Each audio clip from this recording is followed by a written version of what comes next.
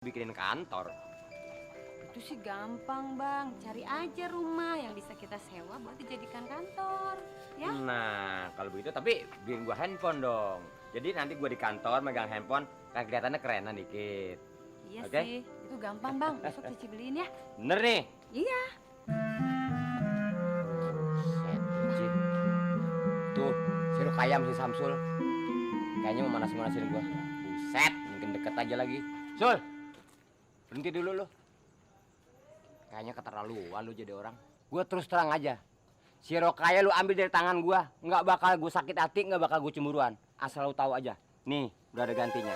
Berarti lebih cakep dari si Rokaya. Pokoknya terserah lu mau ngapain kek. Kagak bakal gua cemburuan, nggak bakal sakit hati. Tibang dipeluk, cium kalau perlu. Udah bang. Tenang, ayo cium, gua liatin. Bener nih. Bener? Bener. Bang. Bener kali. Makanya gue mau buktiin bahwa gue cinta sama lo. Biar dia tahu.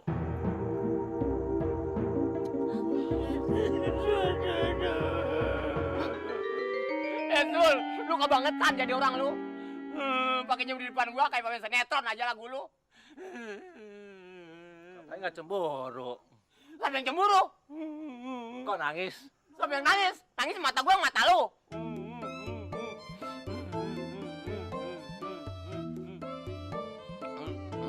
Natal deh lo. Mata lu soek. Udah bang. Sialan lu. Aduh. Biarin bang. Ci, tungguin gua, Ci. Bagaimana gua nggak sakit hati? Gua kan maksudnya nyuruh si Samsul nyium si Rokaya kan bohong-bohongan. Ternyata diciumin dari depan gua. Iya Cici ngerti bang. Bagaimana perasaan gua, Ci? Lu kebangetan Rokaya nyakitin gua. Gua hampir 10 tahun pacaran sama lu, gua belum pernah dipeluk di depan orang. Terus nyakitin gua, ngebangetan lu. Bang Buluk, kenapa nangis? Biarin, gua mau nangis, gua mau ngapa kek? Laki-laki itu nggak boleh nangis, kayak banci. Kayak banci. Kenapa Bang Buluk? Gua liatin aja. Brengsek banget, pakai nanya lagi lu. Ini laki apa perempuan sih? Hei, Banci!